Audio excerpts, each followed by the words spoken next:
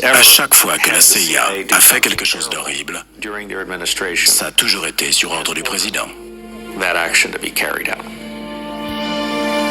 c'est le président Gerald Ford qui va porter le coup de grâce à la CIA. Poum. Ko Shérif, hande waɗa culture générale, hande yewta fi institut.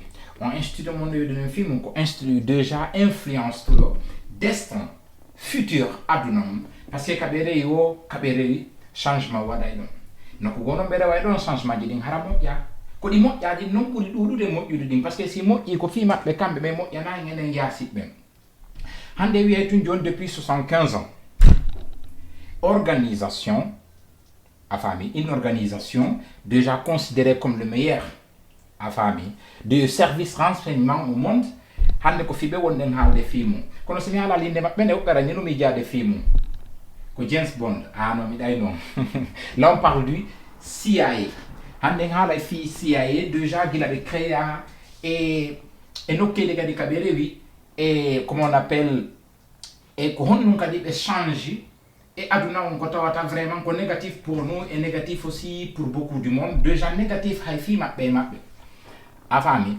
donc mais ko ɓe créirano ko fi honɗum à la base déjà CIA on ko créirano ko fiyoɓe comment on appelle CIA on ko créirano ko fi kamɓe ɓe opére tum à l'étranger pour le compte du président américain pour le compte des américains parce que déjà ko ɓe créirano ko fiyono analyse espionnage, lutte contre le terrorisme, cybersécurité et honɗum kadi et opération clandestine. Mais ko fi opération clandestine il non pour ten halde film parce que non change cours mondialement a fami déjà on e watas de difo majji mais en dare vidéo ji go yeso ko wawata en en fait ko wawata comment on appelle hollugol gonga ko wodden halde kon film a fami donc déjà ko be créa ko en 1947 par le président comment on appelle Harry Truman.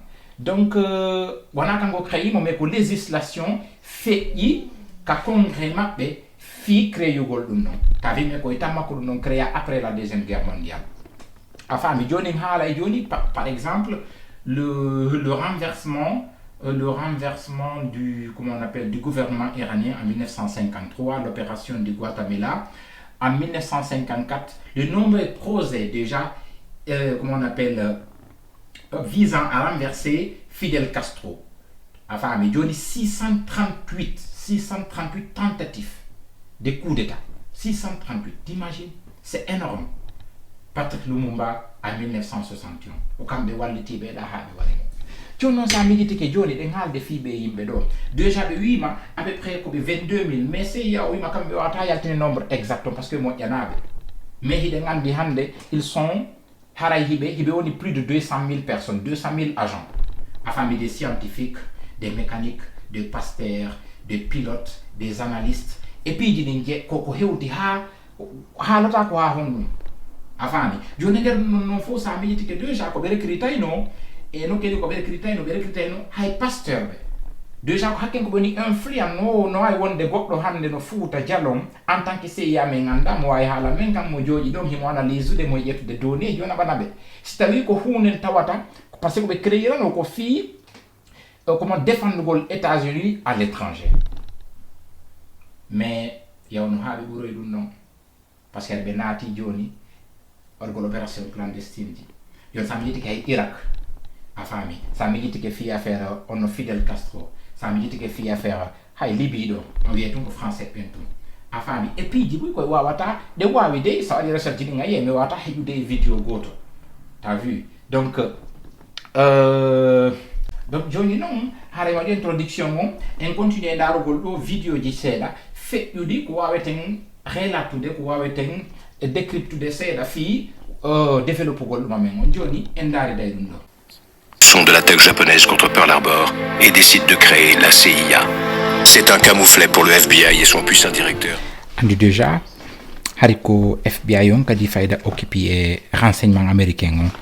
Baynon comment on appelle japonais be wawi baynon japonais ben lanci un missile donc en fait ka bateau de guerre mabbe et non ko waɗi ko comment on appelle parce que hari kamɓe Japon wonno pirude donc ko Pearl Harbor sinami fayu woni inde ilon e ko ɗon américain ɓe décidi ko ma ɓe créa CIA on donc comment avec créer CIA J. Edgar Hoover qui se voit interdire toute autorité en matière de renseignement stratégique.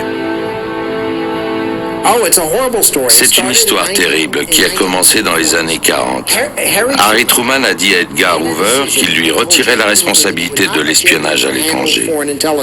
Harry Truman ne voulait pas faire de la CIA une annexe du FBI ou fondre les deux agences en une seule organisation. Ça lui rappelait la Gestapo ou le KGB. Langley, Virginie, à une vingtaine de kilomètres de Washington. C'est ici que se trouve le quartier général de la CIA, une forteresse. 16 000 personnes y travaillent. Sur la CIA... 16 000 personnes y travaillent. 16 000 personnes. Joni non, 16 000 personnes, donc on tend. Donc là, on parle de quelle année? Est-ce que au documentaire qu'au 2000 combien est-ce qu'on a 2009, j'ai oublié. Donc, oui, combien de mille de personnes? 16 000 personnes. Donc environ 16 000 personnes. Donc déjà, le gouvernement on CIA wi be wawata yaltinde agent be officiel ko be jogiti konka aduna.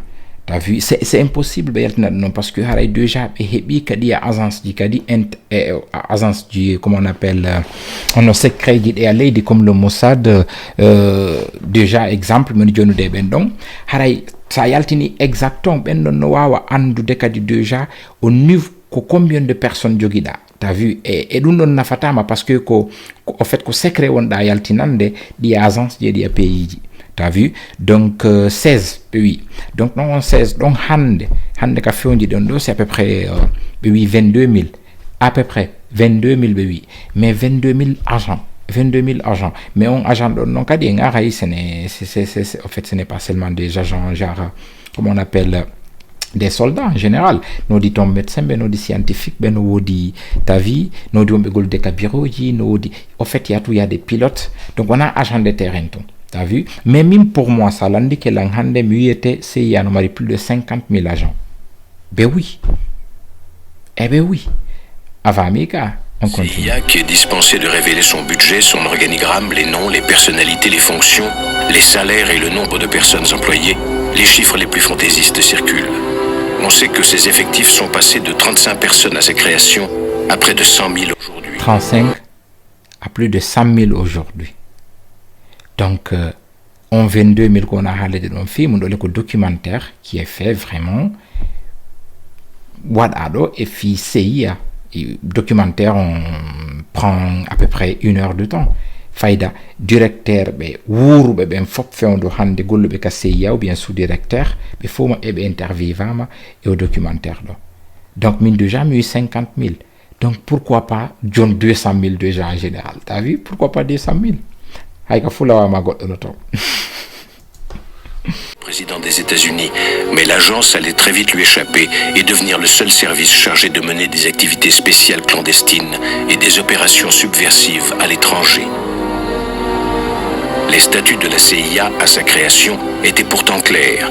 Juste recueillir, trier, coordonner, évaluer des informations, intervenir là où la diplomatie s'avère insuffisante et l'action militaire contre-indiquée. Action militaire contre-indiquée. C'était notre travail, contrer les soviétiques dans le tiers-monde, n'importe où, en Angola, en Afrique, au Congo, en Afghanistan, en Iran. C'est une guerre sans fin, secrète, si l'on peut dire, qui a duré pendant des années. C'était la règle du jeu, et nous devions découvrir quelles étaient les intentions de l'adversaire. Et le meilleur moyen de le savoir était de s'infiltrer dans leur organisation. Ça me dit que non. Attends, la politique est tellement noire. T'as vu, pour les Américains, ce sont des héros. T'as vu, ce sont des héros. Mais, dans un pays qui a des wari maudo, en fait, dans un pays qui a des attaques, t'as vu, be créer guerre, be wari dirigeants, pour ma pédo, wana héros, parce que en fait, ce sont des criminels. T'as vu, et dans un non faux, mais tu t'as haraka non, et un pays qui a dit, kombo ƴetta on responsabilité ɗon kombo ene wiyete waɗi ɗum ɗon ko Amérique mais avant que déjà on président on jonnude ma ɗum goɗɗo goton jonna ordre yo ɗum ɗo waɗe ko ma kadi agent ɓe heɓo ko wawoɓe yaltude exécuta ɗin ordre ji a faami des criminels no jooɗi ɗo hande ka leyɗe maɓɓe no jooɗi ɗon no savoura vie mum on sans problème bonni no leyɗe woɓɓe goo quoi bonni leyɗe woɓɓe goo. Et c'est ce qu'on a fait. Nous avons fait fausse route dès le début en faisant venir aux États-Unis le plus grand nombre possible d'anciens nazis. Nani anani donc neɗɗo mo ɓe wiyata on ko neɗɗo ɓurɗo wonde pur ka aduna a faami le pur être humain a faami ɓennama ko Hitler déjà n'est-ce pas mais nanu ko woni haalde kon déjà ɓe ƴetti beaucoup d'anciens nazis ɓe recrutino ɓe tawita joni ko CIA on ɓe gollanta déjà à un moment donné.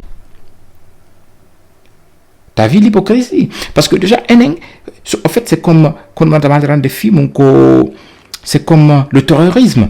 Johnny Dunongo, quand il crée Bagdad, terroriste Al-Qaïda, pour que le média, cible. Mais quand même non, ce ne sont pas des terroristes. Alors que oui, c'est-à-dire Johnny a été yimbe, warube, même pour moi déjà, mi wawata be ferude parce que be waralian. A fami ma dun kambe ancien président be mabbe surtout ici en France ko be wadi en kamen Hitler waralien dum mais e nder dum don fo be jetti be yimbe arnobe wari be wadi ko en fait des crimes ko goddo wata mi jade fi mum be nabi be kama e be gollina be ta vie.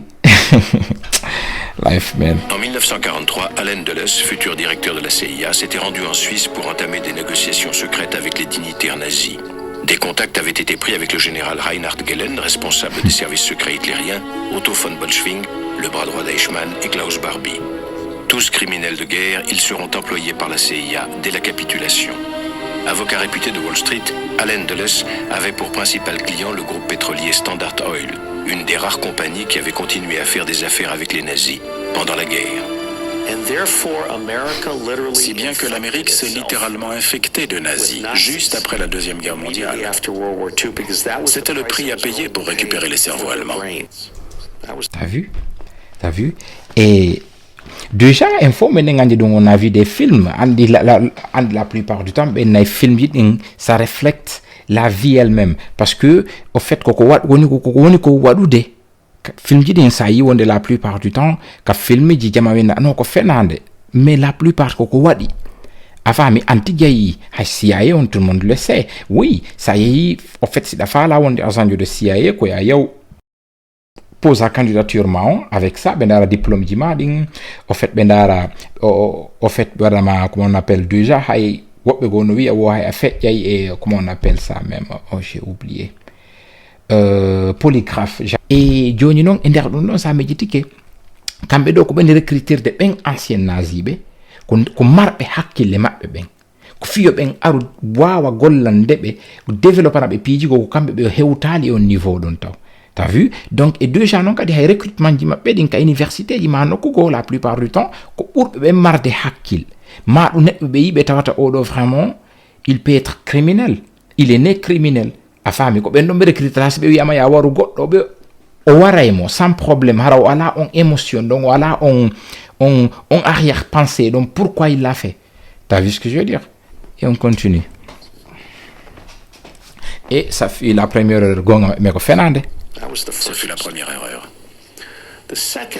La seconde a été de croire que nous pouvions intervenir dans les affaires des autres et carrément renverser des gouvernements grâce à notre argent et en jouant de notre influence auprès de certains clans. En 1953, en pleine guerre froide, Allen Dulles est nommé directeur de la CIA. Dès son arrivée, les opérations spéciales et secrètes vont se multiplier sans discontinuer. Si l'on remonte à 1947 et qu'on reprend toutes les opérations menées au Guatemala, en Hongrie, à Berlin, au Vietnam, au Chili, on voit se répéter les mêmes méthodes. Une page de site c'est un commis crime intermaji. Quand on remarque non, en fait, ça va encore répéter. À famille, ça va encore parce que woni en fait à un moment CIA on kambe tigi be en fait gonga mabbe do CIA on hewtuna en niveau agent be ben ton waduno ka hoore mabbe kala ko be faala wadde kadna do be waday il était au-dessus du président américain pour et dans leur tête parce que liberté mo be jonna on c'était catastrophique liberté mo be marno on. T'as vu? La CIA a organisé de nombreuses opérations clandestines. Une des raisons, c'est que personne d'autre ne pouvait le faire. Clandestine pour eux, mais terroriste pour nous. N'est-ce pas? Il n'y avait aucune concurrence avec les autres services pour ce genre d'opération. L'autre raison, c'est que les présidents américains ont très vite compris qu'ils pouvaient se servir de cette arme secrètement, sans avoir à s'en expliquer et sans devoir rendre de compte à la population. Ça a beaucoup changé au fil des années. Si on remonte à Eisenhower, ou même au début des années Kennedy, il y avait beaucoup plus de discipline et de discrétion. Bien sûr, c'était l'époque où la CIA agissait réellement, en Iran ou au Guatemala. Mais la population n'était pas au courant de ces opérations parce que personne parmi ceux qui savaient n'en parlait. Allen Dulles va organiser en mai 1953 l'opération Ajax, le premier d'une longue série de coups d'État entièrement gérés par la CIA. À Téhéran, le premier ministre iranien Mossadegh vient de décider la nationalisation de l'Anglo-Iran Oil Company. Les Britanniques... Maintenant, regarde leur hypocrisie, ma pion. Enfin, Mika, regarde leur hypocrisie. Donc, mais fait pour que je puisse vraiment comment on appelle m'adapter au vidéo film me hajarana ma e ko woni mun kon ndar ono hypocrisie regarde bien s'il te plaît. OK, CIA on c'était pourquoi opérugol à l'étranger afami ka yogol collectugol information ji analyse di adana gouvernement américain on fi yobe ndaru ko honno be yettitirta dim piji dom mais regarde ce qui se passe. Les Britanniques organisent un embargo international à l'encontre de l'Iran, plongeant le pays dans le chaos. Mais les compagnies pétrolières anglo-saxonnes qui quittent le pays jugent cette mesure insuffisante et poussent le Premier ministre anglais à demander au président Eisenhower de les aider à se débarrasser de Mossadegh. C'est Allen Dulles qui mettra au point son renversement et le retour au pouvoir du jeune Shah Reza Pahlavi qui dirigera le pays jusqu'à sa chute 25 ans plus tard. T'as vu? Juste parce que là, en fait, on donc ici, on donc à pouvoir on touma. Oui, kadino joni o séparé contre ma e kambe et comme anglais ben fi pétrole on kama e ben do be ndari be tawi kambe do wala naki be intérêt mabbe on ala ton on compagnie pétrolier donc ko privé, n'est-ce pas? O landi premier ministre mabbe yo lando américain be yo walli tobe déstabiliser gol on pays don fino be hettira fino be hettira ko au fait ko be dole be jogitino den e on pays donc. T'as vu? Et déjà non, ça me dit que be aral ka be américain ben déjà joni pétrole ko yalto ta don comme be senday non. Kambe kadi be jou Amérique be oui non, c'est Amérique jodi ke ha dum do wadi ça veut dire qu'on Amérique wa woita justifiorade e yimbe be madum yaaduna on kambe be wa jodaje ha on don ara wara e on itta on comment on appelle on do ka pouvoir o jodi to do mais kambe Amérique ndarali be da ko on ndarde ko intérêt mon mais revenons ko CIA mo inirano ko honum wana fi argol au fait ce n'est pas pour comment on appelle aider à des entreprises privées afami fi waawugol hendagol leyde non ou bien créugol guerreji non c'était pour défendre l'Amérique ko nda ko au fait ko yagol dab information ji kaya si ndara ko hombe wonno contre Amérique ko hondu nyon benalisateur ne ji fo be namala Amérique fino ben do wawira préparer de protéger kol mais non. Mesure insuffisante et pousse le Premier ministre anglais à demander au président Eisenhower de les aider à se débarrasser de Mossadegh. C'est Allen Dulles qui mettra au point son renversement et le retour au pouvoir du jeune Shah Reza Pahlavi qui dirigera le pays jusqu'à sa chute 25 ans plus tard. Ça n'a pas été un coup d'État parfaitement organisé. C'était plutôt quelque chose d'assez fou. Et vous savez qui était derrière tout ça? British Petroleum, BP. Le Premier ministre anglais est venu voir Eisenhower et lui a dit « Nous risquons de perdre les puits de pétrole iraniens et nous en avons besoin, comme vous avez besoin de ceux de l'Arabie Saoudite. » Et les Américains y sont allés. Ah, bon Dieu. Macmillan était Premier ministre à l'époque. Dans les deux cas, ce fut un coup de chance. Les États-Unis géraient le monde comme dans le film Le Parrain. Leur politique étrangère Là, il y a un film, non, c'est très intéressant. Il y a The Godfather. est d'une incroyable arrogance. En 1960, le Congo belge accède à l'indépendance. Le premier ministre est le leader de gauche, Patrice Lumumba. Or, les États-Unis convoitent les immenses ressources minières du pays. Lumumba ne restera au pouvoir que 2 mois. C'était un très mauvais exemple pour le reste de l'Afrique. C'était inacceptable. Son sort était joué dès cet instant. Il fallait le renverser. Il y a eu une réunion. En fait, ça m'a dit que no eka video kama di fi mbuuji lagine din donc mi hala non ka hettude indépendant déjà lagine ka fo ina no moƴƴinde mbuuɗi men ɗin indépendant et français ɓe ndaari tawi no wawata gasude parce que si ɓe ko ɗon to kamɓe kadi créé opération persilon fino ɓe déstabiliser en parce que sina hay woni no exemple e ɗiya pays ji africaine e woni exemple Sénégal e woni exemple e ɓeeɗa kamɓe kadi ɓe heɓayno joni ka ɓeya non au pays d'où ils ont pu faire ça, pourquoi pas nous fions hatta enen. T'as vu? Ah, donc kadi kono yari Patrick Lumumba kono do wadi. C'est parce que ben arbetay non, wa ta gasude. L'un des pays les plus riches au monde si odo joni hetti do indépendance makon total o wawi vraiment wonde kalamu o mo inay pays on. Donc il y a pays d'Afrique, il y a pays di kadi etta exemple mako. T'as vu? Le 18 août 1960, et Eisenhower a laissé entendre qu'il aimerait bien qu'on le débarrasse de Lumumba. J'étais à l'ambassade et j'ai suggéré que l'on pouvait évincer Lumumba de son poste de Premier ministre. Mais Allen Dulles a cru comprendre, lors de cette réunion du Conseil de sécurité nationale, qu'on lui laissait carte blanche pour renverser Lumumba. Et c'est ce qu'il a fait. L'ordre avait été donné d'essayer d'éliminer Lumumba. Ils ont fait parvenir du dentifrice empoisonné au responsable de l'agence au Congo, mais il a refusé de s'en servir. Nos agents n'étaient pas prêts à s'impliquer dans un assassinat. J'ai donc proposé une solution politique, mais d'autres à Washington ont pensé qu'un autre type d'intervention serait plus approprié.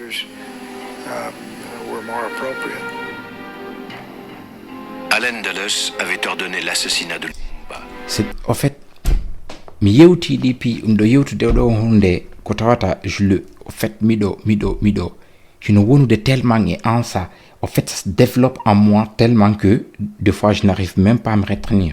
T'as vu?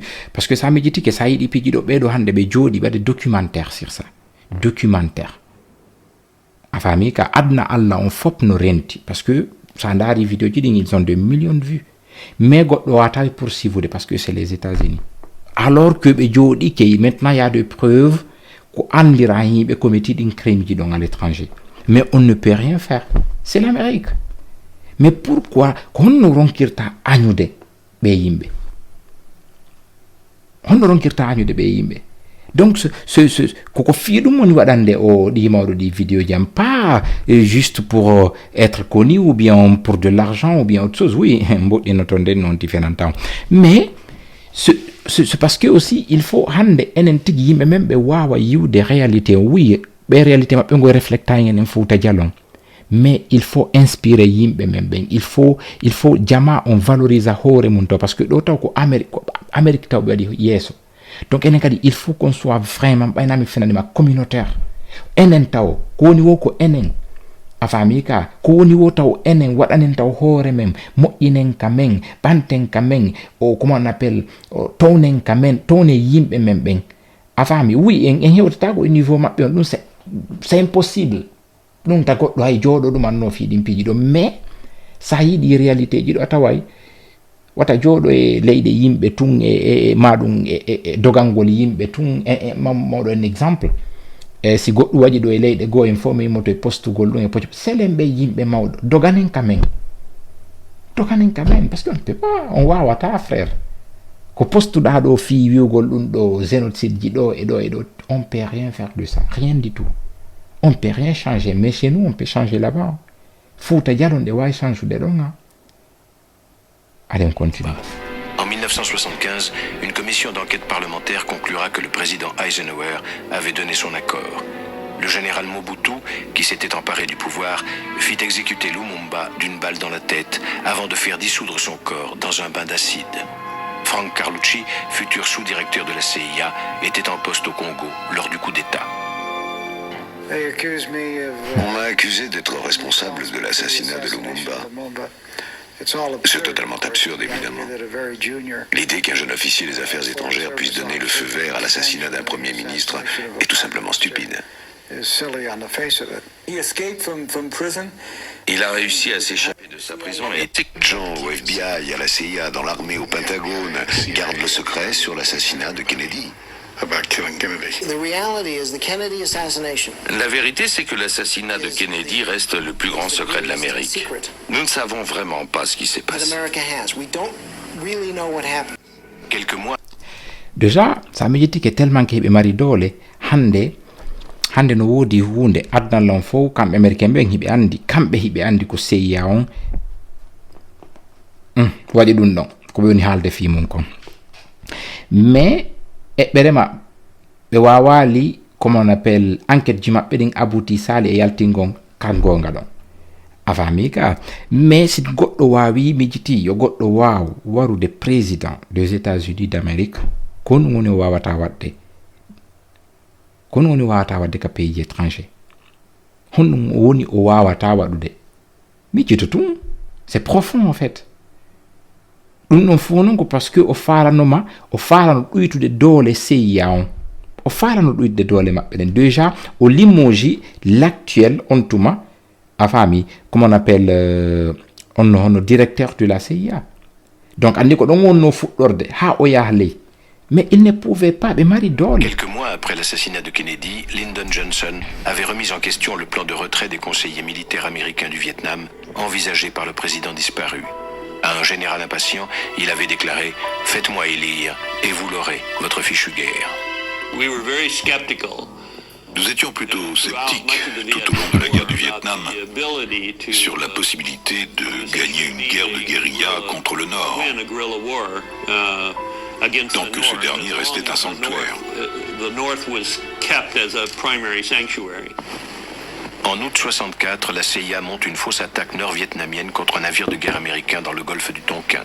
Avec cette agression fabriquée de toutes pièces, Johnson a enfin un prétexte pour multiplier par 10 le nombre de soldats américains qui combattent en Asie du Sud-Est et commencer ses bombardements contre le Vietnam du Nord. The United States destroyer Maddox was attacked on the high sea. Alanika kamɓe tigi organisi abatugol navire maɓɓe on fiyo ɓe multiplie fiyo déjà taw andi taw koy man mi alnima ɓurima mbuuɗi ɓurima yimɓe ɓurima hakkilare ɓurima fo quoi. Déjà à ce temps aussi il y avait pas beaucoup d'Américains qui c'est comment on appelle intégrer des comment on appelle armée maɓɓe on ko ɗum ɗo waɗi yayi tellement de gens qui sont venus pour combattre pour l'Amérique. Déjà nafiɓe taw parce que ɓe ɓay joni yimɓe kadi ɓe naɓa yeeso ɓe maaya, ils ont eu plus de 500 000 morts les Américains. ko ɗum ɗon kadi yaltata parce que ko ala ka ɓe wara hewtiɗon on guerre ɓe gagnalimo. Mais pourquoi déjà ɗo ko kamɓe créi ɗum ɗo fi yo yimɓe maɓɓe yiwyano hiɓe attaque fino joni noon ɓe yehira ka guerre comme ils l'ont toujours fait. On ne peut pas citer tout en famille ka. On ne peut pas tout citer parce qu'ils ont andi. Et commencer ses bombardements contre le Vietnam du Nord. The United States destroyer Maddox was attacked on the high seas in the Gulf of Tonkin. The attacks were deliberate. The attacks were unprovoked. Ce fut probablement une fausse attaque qui sans doute n'a-t-elle jamais existé. Ceux qui se trouvaient à bord du bateau ont pu se tromper complètement et croire qu'ils étaient attaqués. The captain of the ship sent in a... Le capitaine du bateau, Don Johnson, s'est retrouvé totalement embourbé au Vietnam. Lyndon Johnson gets absolutely buried in Vietnam. I got a letter from LBJ that said this is your lucky day. Time to put your khaki trousers on. We've got a job for you to do. Dean Rusk has caught the Asian flu and we are sending you to Vietnam. En 4 ans, le corps expéditionnaire américain passera de 20 000 hommes à 540 000. Un ancien employé du Pentagone fournit au New York Times un dossier confidentiel sur les origines de l'engagement américain au Vietnam et les mensonges de l'administration Johnson. Nous avons envahi le Cambodge, nous avons bombardé le Cambodge, et le Pentagone falsifiait les documents pour démontrer que nous bombardions uniquement le Vietnam. Ils ont confondu une guerre civile avec une guerre contre le communisme. 55 000 Américains ont laissé leur vie dans cette aventure et 1 million de Vietnamiens. Les États-Unis violaient la Convention de Genève. Les États-Unis commettaient des crimes de guerre. Et le peuple américain n'était pas conscient que ces crimes de guerre étaient en train d'être perpétrés en son nom. Très peu de gens savaient toutes ces choses horribles que la CIA a pu faire. En fait, il y a parce que le 3, c'est quand ça les arrange. Le 3, c'est quand, en fait, c'est quand ça les arrange. Déjà, ça va t'ennuyer là. Pourquoi? Mais c'est quand, en fait, ça les arrange. Parce que déjà, ça me dit que Kadhafi est timide. Non, c'est un dictateur. Il a fait combien d'années au pouvoir? Et comment on appelle? Be bombardé mo be timo don hande lendi nga joni on a goddo anda ko no di woni catastrophe. Et les lois quand c'est les arrange parce que déjà SBE kadi Afrique ko be proposante en kon c'est des choses ko tawata e ko yahan ko be yanta Afrique ça a médité que loi ji din va à l'encontre de nos cultures, de nos coutumes, de nos religions, de nos savoir-faire, mais loi kambe non ko ma appliquer indon e hore men fi non parce que no arranger ko arranger tabe ko ma dum convention di signa de Genève pour tout le monde pour l'ONU fi atna l'info l'Amérique ne s'en fout il s'en fout, il fait ce qu'il veut. T'as vu, il fait ce qu'il veut. Donc non, rien à dire. L'opération Chaos, qui débute sous Johnson et ira en s'amplifiant sous son successeur Richard Nixon, vise les gauchistes, les subversifs, tous accusés d'être manipulés par des puissances étrangères. Plus de 10 000 Américains, professeurs, étudiants, journalistes, hommes politiques, étaient espionnés, surveillés, mis sur écoute par la CIA depuis des années. Des unités spéciales de renseignement effectuaient des cambriolages, des perquisitions, ouvraient le courrier de citoyens dont le seul crime consistait à être en désaccord avec la politique de leur gouvernement. Pas seulement la CIA. Tous les services de renseignement espionnaient les étudiants et abusaient de leur pouvoir. Le FBI enquêtait sur des groupes uniquement à cause de à chaque fois que la CIA a fait quelque chose d'horrible, ça a toujours été sur ordre du président. Mais c'est le président Gerald Ford qui va porter le coup de grâce à la CIA. Ah ben oui, derrière chaque histoire, il y a l'écrivain. Donc, il fait ido qu'on faut et wata c'est faux parce que c'est énorme.